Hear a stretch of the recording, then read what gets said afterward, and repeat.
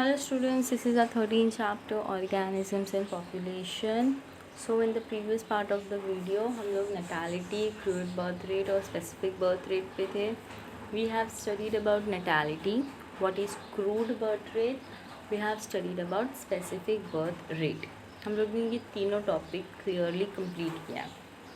In the next slide अब हम लोग पढ़ेंगे एब्सोल्यूट नैटेलिटी. एब्सोल्यूट नैटेलिटी क्या होती है? Absolute natality is the number of birth under ideal condition. कितने लोग बर्थ कर रहे हैं under ideal condition. Ideal condition मतलब with no competition, abundance of resources, बहुत ज़्यादा रिसोर्सेज है, abundance of resources with no competition such as food and water, etc. Absolute natality, the number of birth under ideal condition with no competition, abundance of resources such as food and water, etc. Realized natality. Second है realized natality, the number of birth when environmental pressure come into play. Environmental pressure come into play. Realized natality, जब birth हो रहा है, जब environmental pressure के वजह से birth हो रहा है.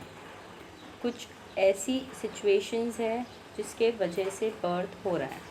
Due to environmental pressure came into play. It must be remembered that absolute natality will be always more than realized natality. जो absolute natality है वो हमेशा ज़्यादा होगी than realized natality. Realized natality मतलब ऐसी बर्थ जहाँ पे environmental pressure के वजह से बर्थ हो रहा है. The number of birth when environmental pressure came into play, ये है realized natality. और absolute natality क्या है? जहाँ पे कोई भी ideal conditions या ऐसी कोई competitions या abundance of resources नहीं है. The number of birth under ideal condition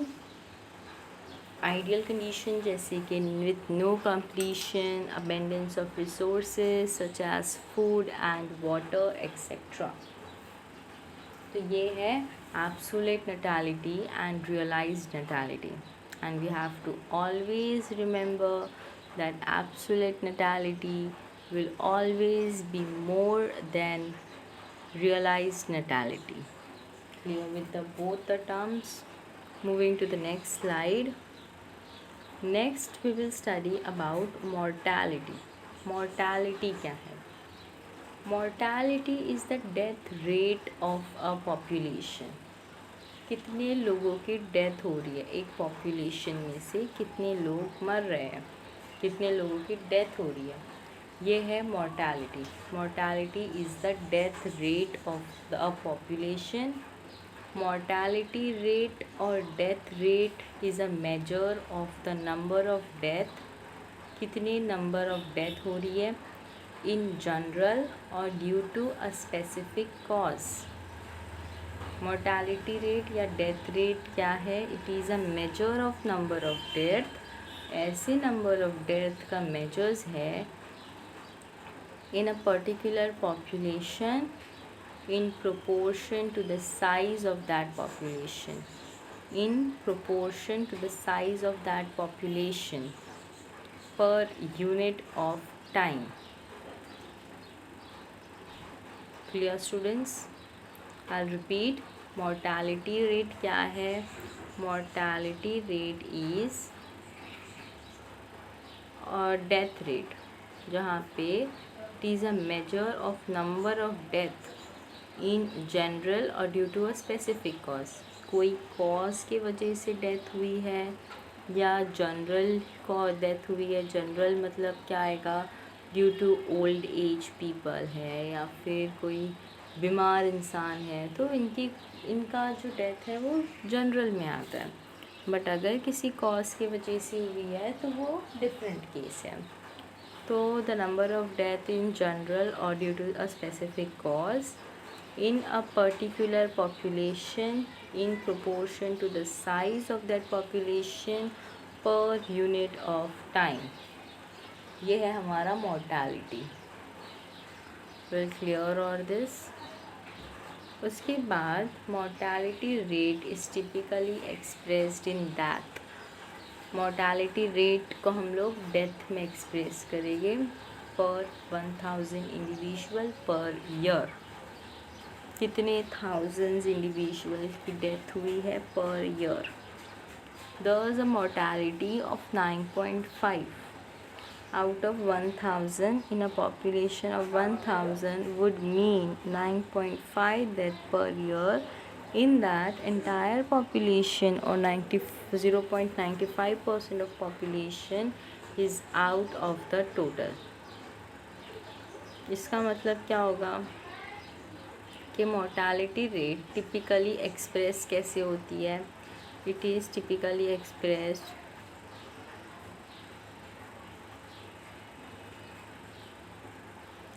expressed पर 1000 इंडिविजुअल पर ईयर।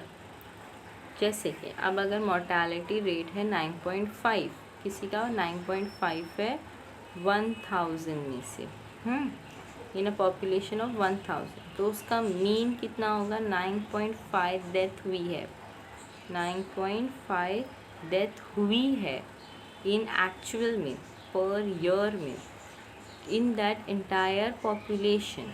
तो कितने परसेंट ऑफ लोग मर गए हैं, तो वो होगा 0.95% ऑफ पीपल की मोर्टालिटी रेट के वजह से डेथ हो गई है। क्लियर। उसके बाद है एब्सोल्यूट मोर्टालिटी या realised mortality.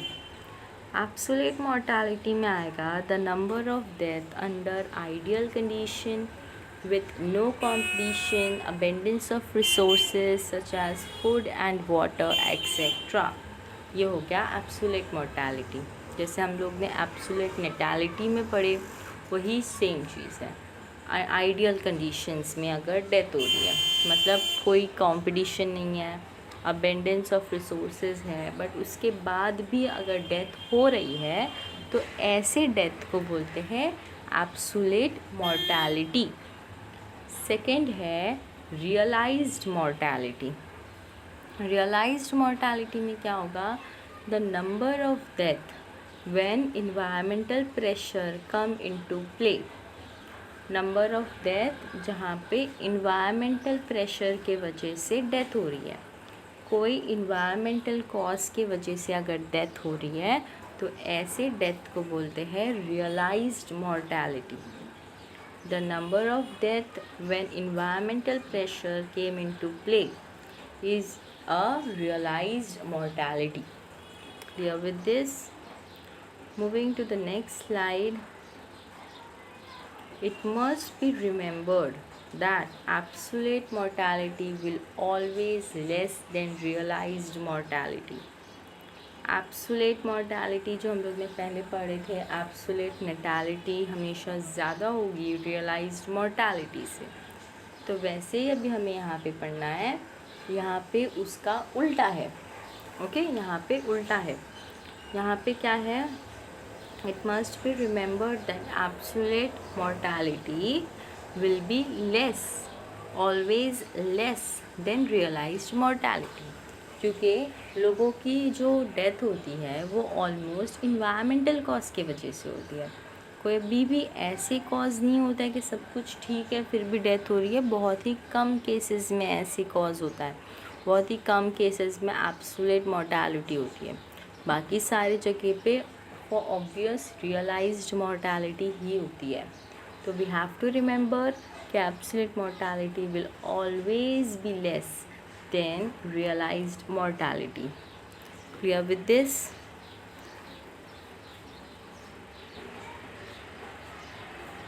Now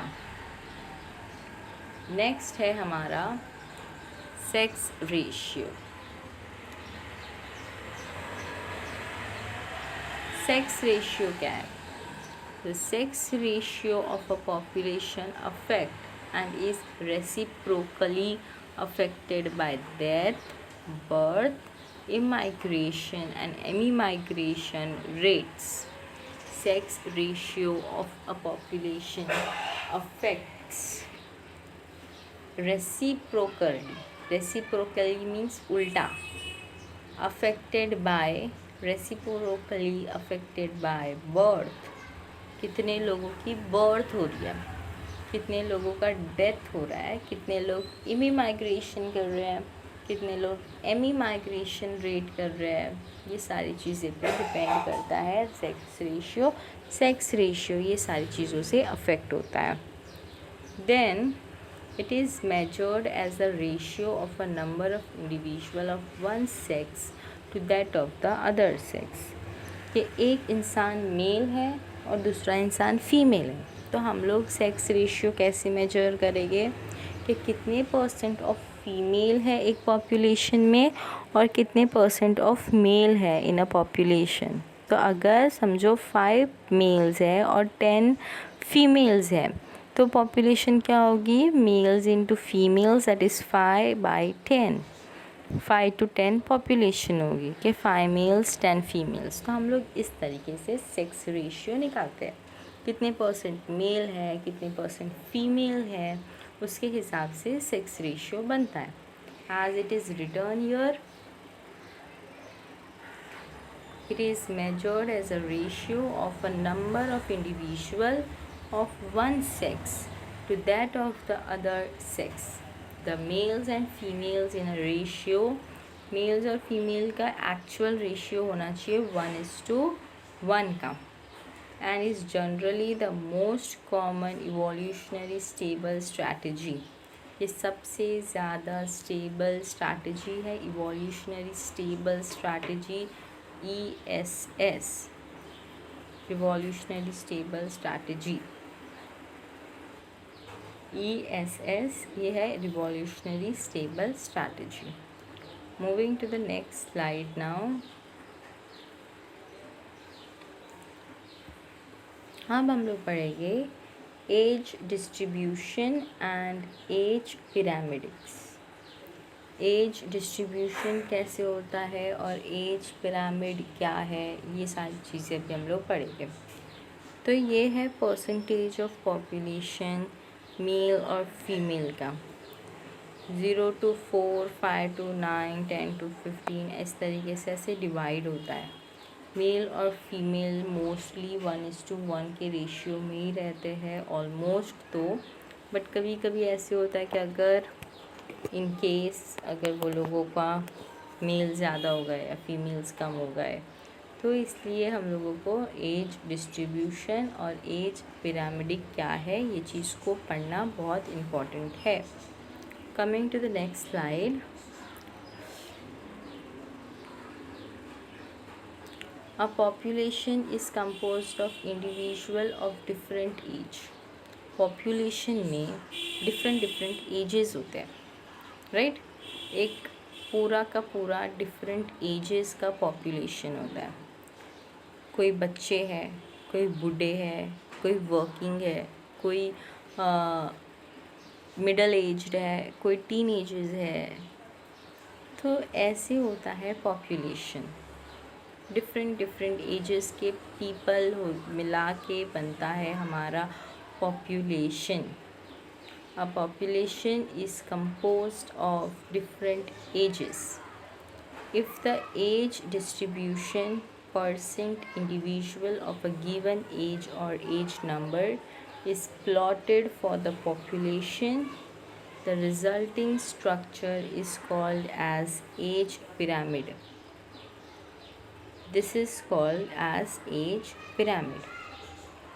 For the purpose of simplicity, simplicity के पर्पस के हिसाब से the entire population is divided into 3 age group. पूरा पॉपुलेशन 3 एज ग्रुप में डिवाइडेड है। एज प्री रिप्रोडक्टिव, या उसे एज बोलेंगे 4 to 14 years. Reproductive age 15 to 44 years and last है post reproductive 45 to 85 plus years. तो 3 एज के ग्रुप के पॉपुलेशन है, प्री रिप्रोडक्टिव, रिप्रोडक्टिव और एक है पोस्ट रिप्रोडक्टिव। प्री रिप्रोडक्टिव मतलब वो पीरियड या वो एज ग्रुप जहाँ पे पीपल या बच्चे जो होते हैं वो तो 14 ईयर्स तक ही होते हैं, ये 14 ईयर्स के लोग रिप्रोडक्शन नहीं कर सकते।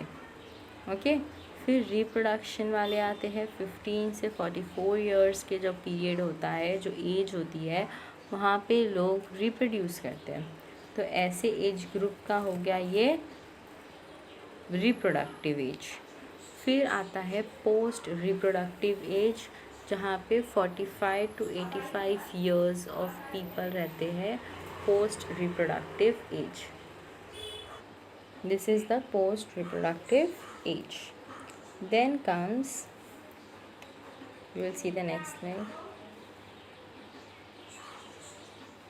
the size of the population. Now the size of the population, it can tell us a lot about its status in the habitat, कि अगर कितने साइज़ का पॉपुलेशन है, छोटा पॉपुलेशन है या बड़ा पॉपुलेशन है, तो वो हमें बताता है कि उस एरिया का हैबिटेट का स्टेटस क्या है।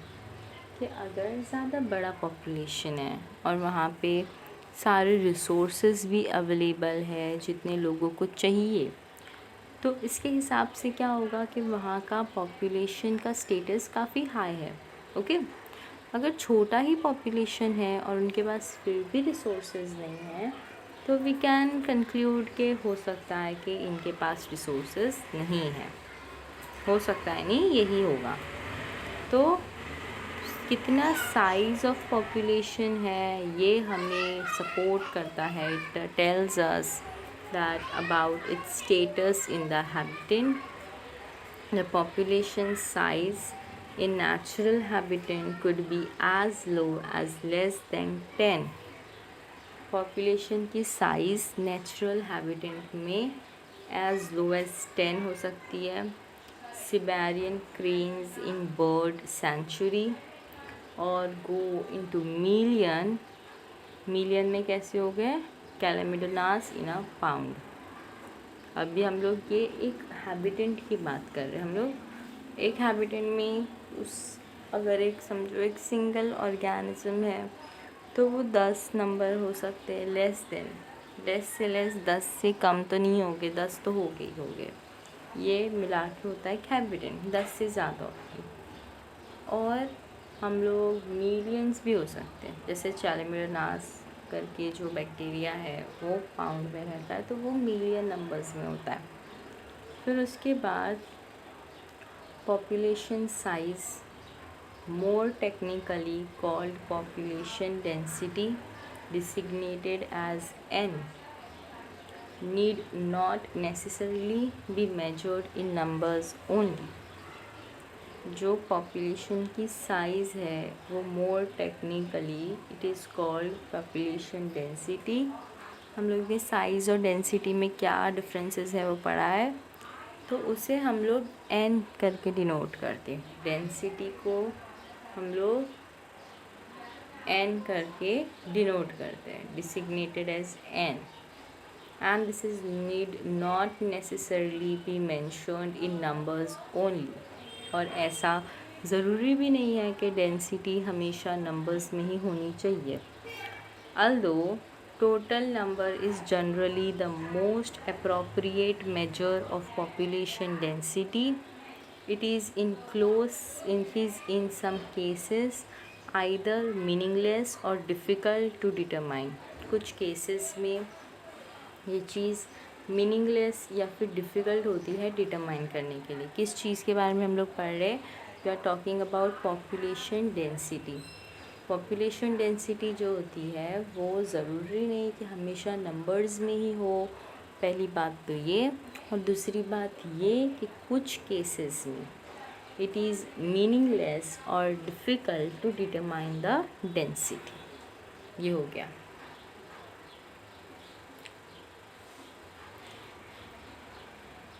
Now coming to next slide, हम लोग जब आए,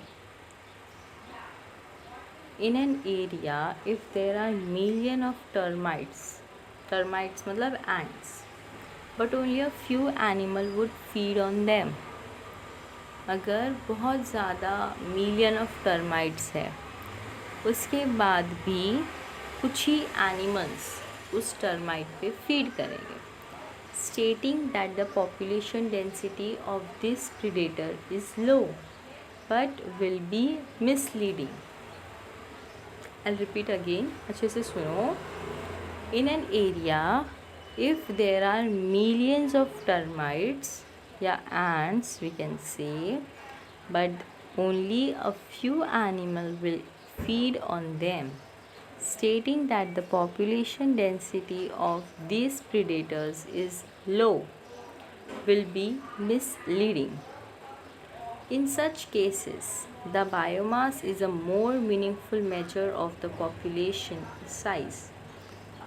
ऐसे केसेस में क्या होता है, जो बायोमास है, बायोमास मीन्स उस इकोलॉजी के जो मासेस हैं, वो सबसे ज़्यादा मीनिंगफुल मेजर होता है of the population size. Total number is again not an easily adoptable measure. हम लोग फिर भी टोटल नंबर वापस से वी कैन से कि टोटल नंबर हम लोग फिर भी अडॉप्ट नहीं कर सकते. बायोमास एक मीनिंगफुल मेजर है पॉपुलेशन साइज़ का, मान लिया, बट फिर भी हम लोग वो टर्माइट्स की या एंट्स की या फिर वो पॉपुलेशन या वो एनिमल्स जो टर्माइट्स या एंट्स पे फीड करते हैं, उनका टोटल नंबर नहीं हम लोग काउंट कर सकते. That is a meaningless thing. Total number is again not an easy adoptable measure. If the population is huge and counting is impossible or very time consuming. Clear with this? Sometimes for certain ecological investigation there is no need to know the absolute population density. Sometimes ऐसे होता है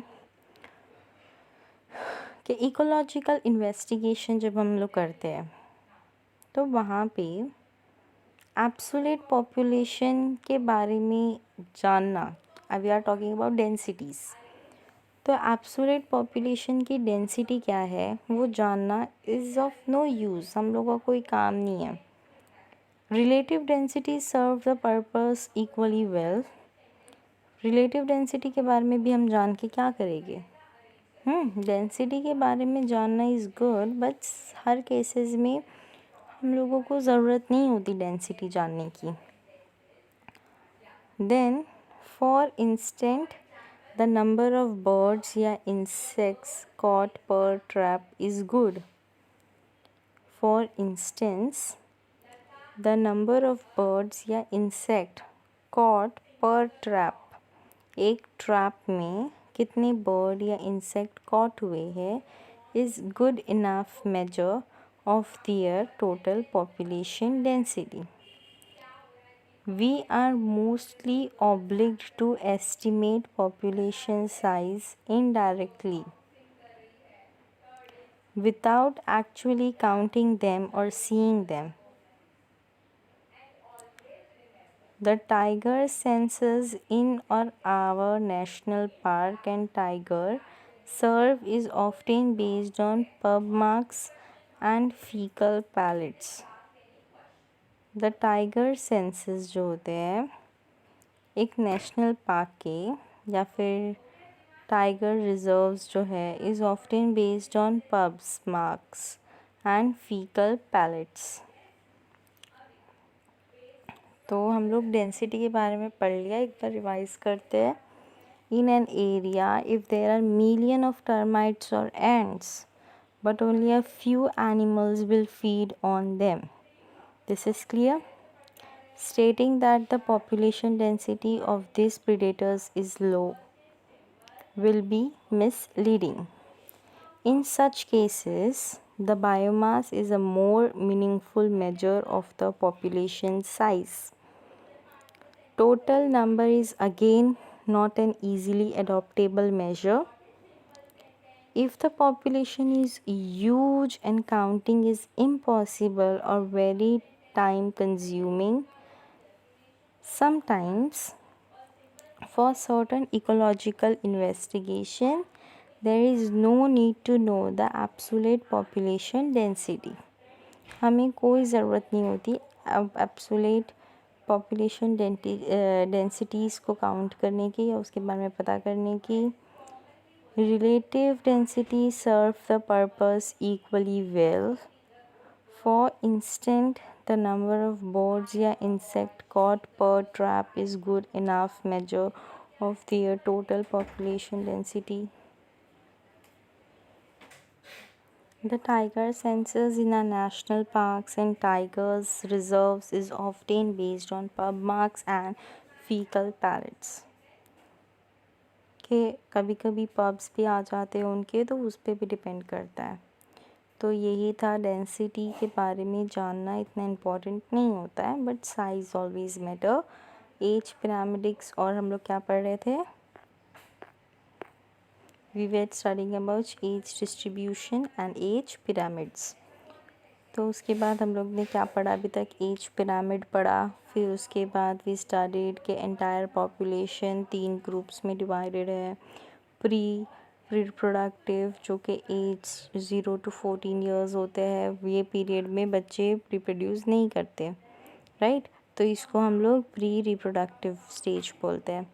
फिर second है reproductive, 15 to 44 years के बीच में होता है. For 15 to 44 years का जो एज होता है, यहाँ पे अच्छे से रिप्रोडक्शन होता है और बच्चे रिप्रोड्यूस करते हैं. इस टाइम पे जो लोग होते हैं 15 to 44 ईयर्स के, वो लोग रिप्रोडक्शन को करते हैं, तो इसलिए इसका नाम रिप्रोडक्टिव एज बोला गया. फिर एक होता है पोस्ट रिप्रोडक्टिव, तो इसमें क्या होता है 45 to 85 ईयर्स के जो लोग होते हैं वो आते हैं, रिप्रोडक्शन के बाद वाला स्टेज है ये, इसलिए इसे पोस्ट रिप्रोडक्टिव स्टेज बोलते हैं. प्री का मतलब होता है पहले, पोस्ट का मतलब होता है बाद में. Remember, pre means first, post means after. तो pre reproductive is 0 to 14, reproductive is 15 to 44 and एक है पोस्ट रिप्रोडक्टिव जो है 45 to 85 ईयर्स. उसके बाद हम लोग ने क्या पढ़ा, उसके बाद we have studied about the size of the population. It can support and tells us about a lot about its status in the habitant. फिर हम लोग डेंसिटी के बारे में पढ़ रहे थे कि डेंसिटी के बारे में हमने क्या पढ़ा कि डेंसिटी को हम लोग डिसिग्नेट करते हैं as an, and it is need not be necessary to be measured in numbers only. ज़रूरी नहीं है कि हर बार numbers में ही हम density बताएं. Although total number is generally the most appropriate measure of population density, it is in some cases either meaningless or difficult to determine. ये हो गया. उसके बाद coming to the next slide, हम लोग ने क्या पढ़ा, फिर से हम लोग डेंसिटी के बारे में स्टडी कर रहे थे कि इन एन एरिया अगर बहुत ज़्यादा टर्माइट्स है या एंट्स है तो क्या होता है, only a few animal will feed on them, जिसके वजह से stating that the population density of this predators is low will be misleading. कि एंट और टर्माइट ने खा लिया उनको और हम उसके बाद ये बोल रहे हैं कि उनकी पॉपुलेशन डेंसिटी कम है, तो ये तो मिसलीडिंग होगा. तो ऐसे केसेस में क्या होता है कि बायोमास निकालना मीनिंगफुल होता है. तो इसीलिए वी हैव स्टडीड के हमेशा डेंसिटी जानना या डेंसिटी के बारे में पढ़ना is not a important concept. Total number is again not an easily adopted measure. हम लोग टोटल नंबर अडॉप्ट कर ले या टोटल नंबर की डेंसिटी बता दे कि इतनी इतनी डेंसिटी है, ये एक तो पहली बात है कि ये पॉसिबल नहीं होता है, और दूसरी बात ये है कि इसकी ज़रूरत भी नहीं होती है. If the population is huge and counting is impossible और वेरी टाइम कंज्यूमिंग. तो अगर पॉपुलेशन यूज़ है और काउंटिंग करना है तो पहली बात तो वो बहुत ही ज़्यादा इम्पॉसिबल है और बहुत ही टाइम कंज्यूमिंग होगा. Sometimes for certain ecological investigation there is no need to know the absolute population densities. Relative density serves the purpose equally well. For instance, the number of birds and insects caught per trap is good enough measure of their total population density. We are mostly obliged to estimate population size indirectly without actually counting them or seeing them. इसका example क्या है, tiger census जो होते हैं हमारे tiger national parks में और tiger reserves is often based on pug marks and fecal pellets. तो वहाँ पे क्या होता है, हम लोग उसकी डेंसिटी नहीं निकालते, हम लोग उसका साइज़ या बायोमास निकाल देते. That is the important part. So students, we will end this video here. In the next part we will continue with the next topic. Thank you. And one more thing, I'm repeating this again and again because this is an important concept. I want you all to understand this. It is important. Okay then, thank you.